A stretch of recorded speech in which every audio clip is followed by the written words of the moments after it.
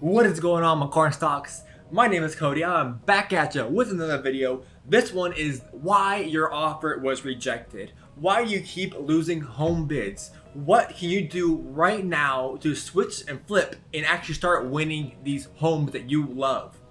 Are you tired of getting offers rejected?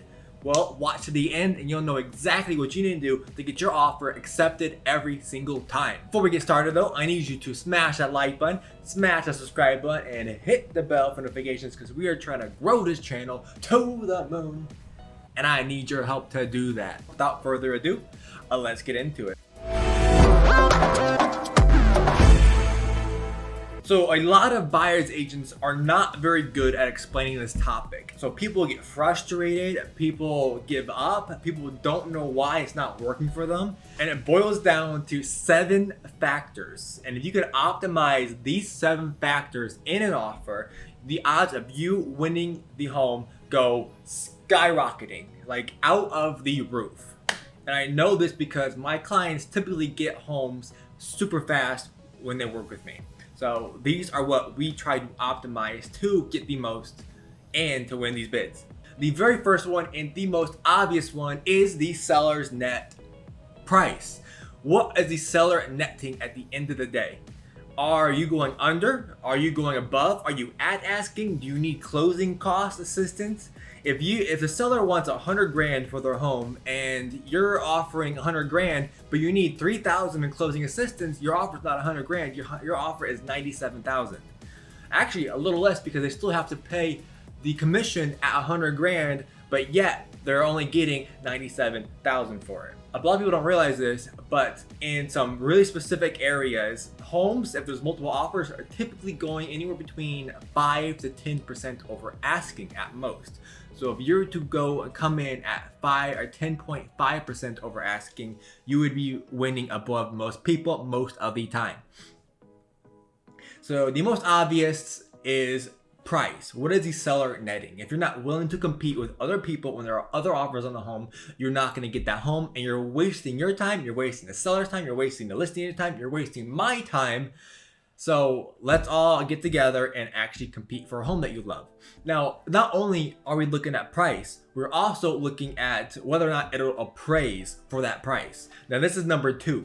Is it going to appraise for what you are buying it for? Say they want 100,000 for this home and you're offering 20,000 above. So you're offering 120 and the next person is only offering 110. You know, your first thought is, well, I'm offering more than them. I'm offering 10,000 above the other person. But are you?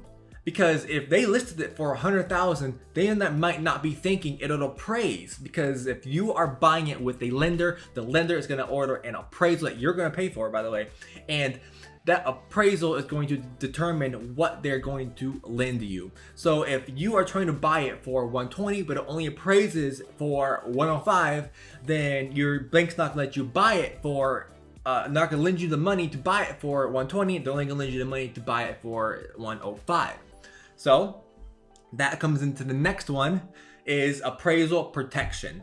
So appraisal protection is basically saying, hey, you know, I love this home. I have extra cash. I'm going to give you 120 for it. And I'm going to give you up to say $5,000 extra in event of an appraisal gap.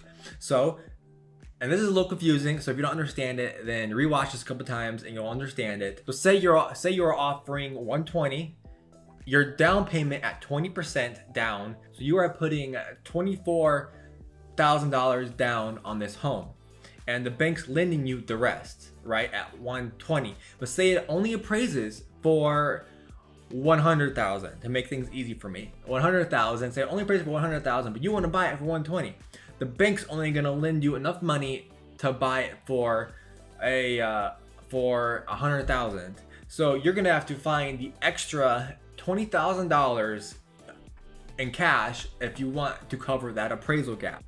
Now, you're not required to cover that appraisal gap, but sellers are aware of this if they have a good agent and they know that if you go over too much, it's probably not going to appraise. So they're going to be looking for the person who is providing appraisal protection. Telling the sellers that you'll go up to 10,000 above asking, but you'll also bring the full $10,000 extra if it only appraises for $100,000. So you'll still buy it for $110 with extra cash, will put you ahead of everybody else and give you a really high chance of winning that bid.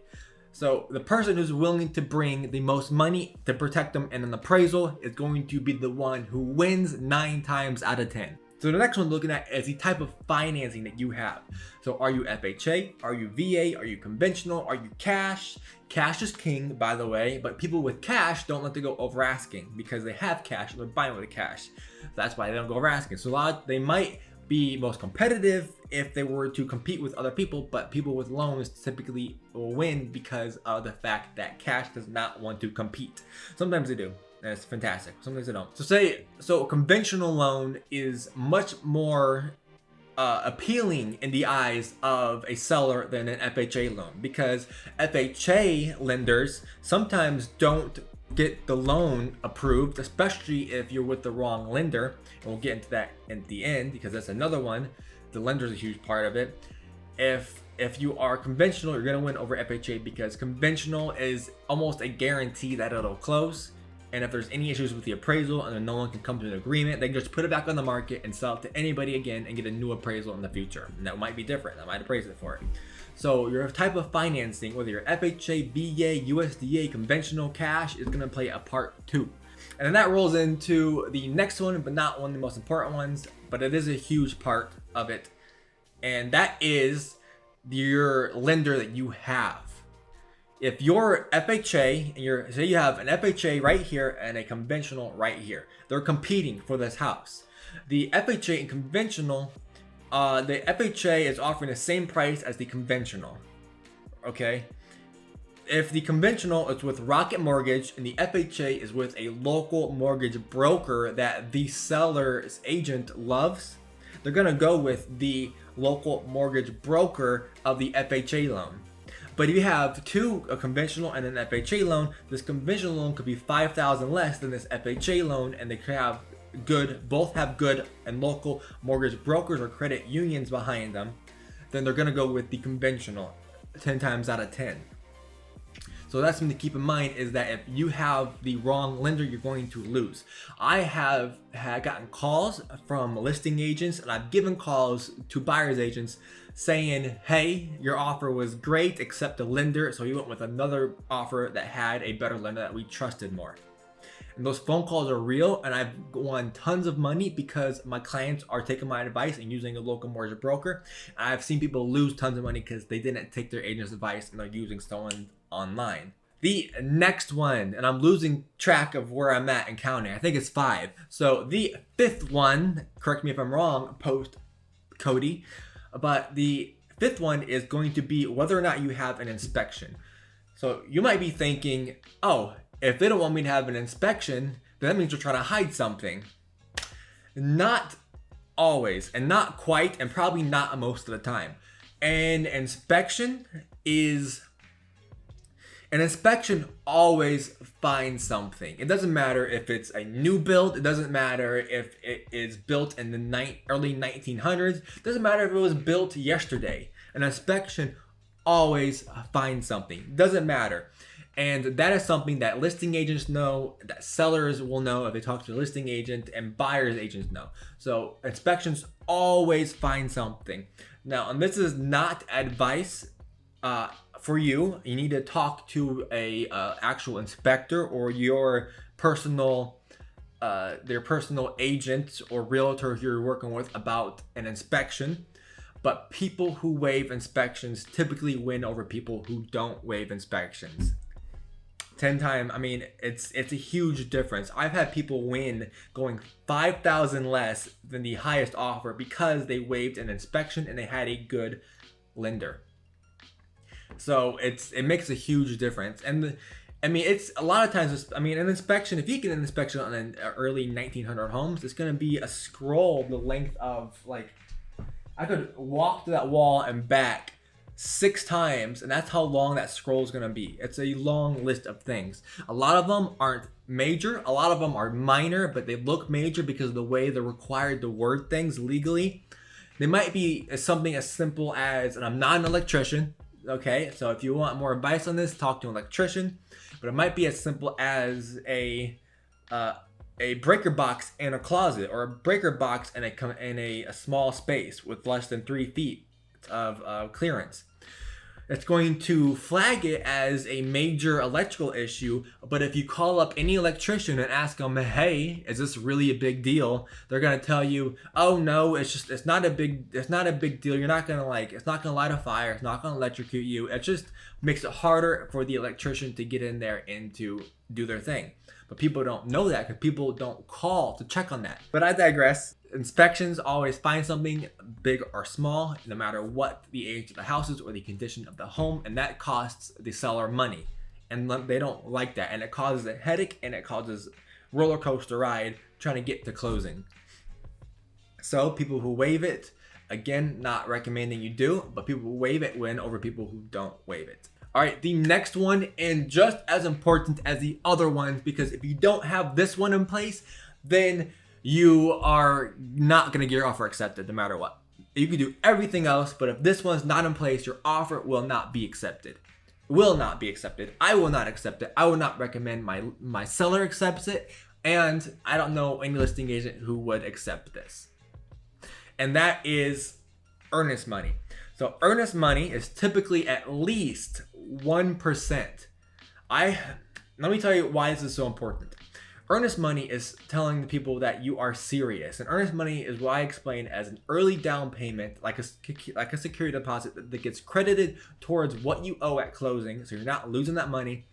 But the seller gets that money if you change your mind in the middle of the process because you find a home that you like better, or you just decide you no longer want that home.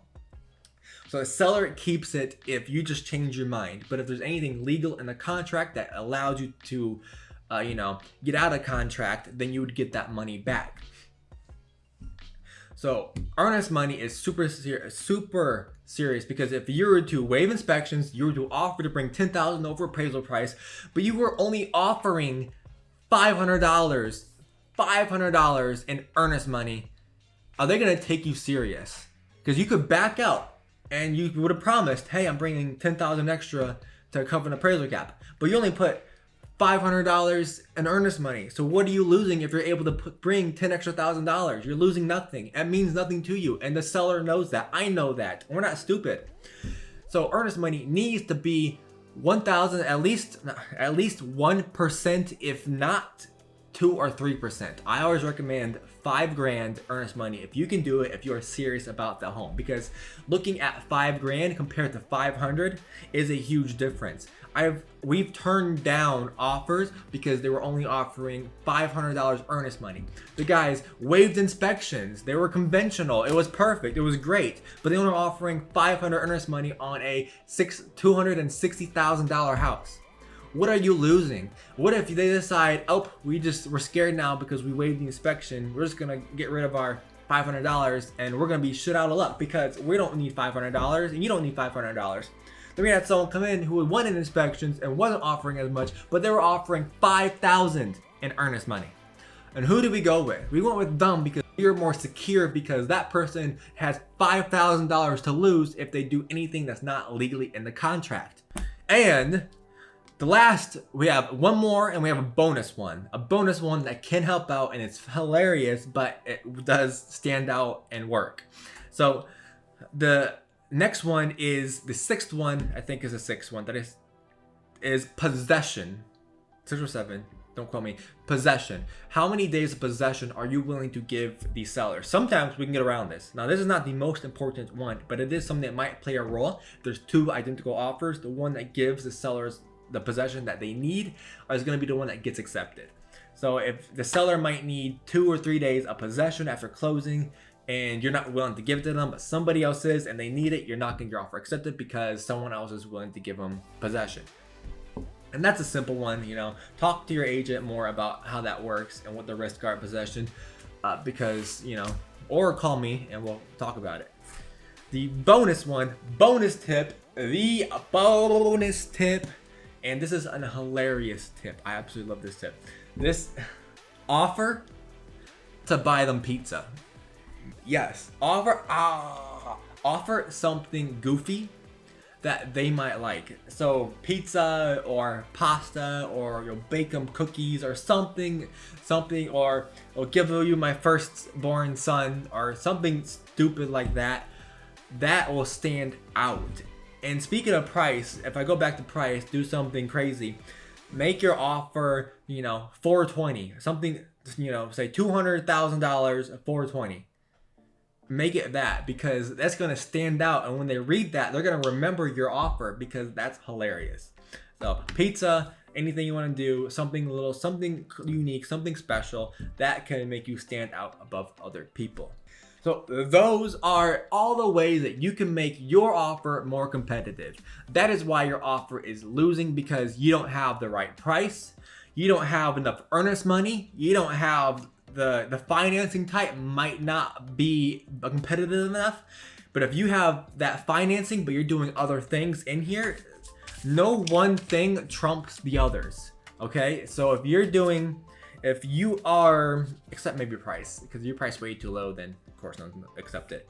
If you have most of these, if you have all but one of them, then you might win. If you have, if you're missing 2 of these, you might still win, but your odds are lower. If you're missing 3 of them, odds are you're not gonna get your offer accepted. So again, if the price isn't right, then they're not gonna accept your offer. If the earnest money isn't enough, they're not going to accept your offer. If the financing isn't what they want, they're not going to accept your offer. If they don't trust your lender, they're not going to accept your offer. If you don't offer any appraisal protection, they might not accept your offer. It depends on what other people are doing, but your odds are higher if you do.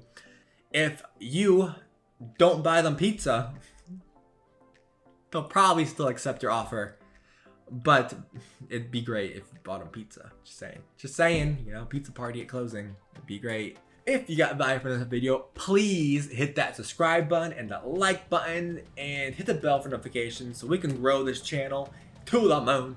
And click this video because YouTube thinks you're gonna love it, or wait till the end and click that video instead.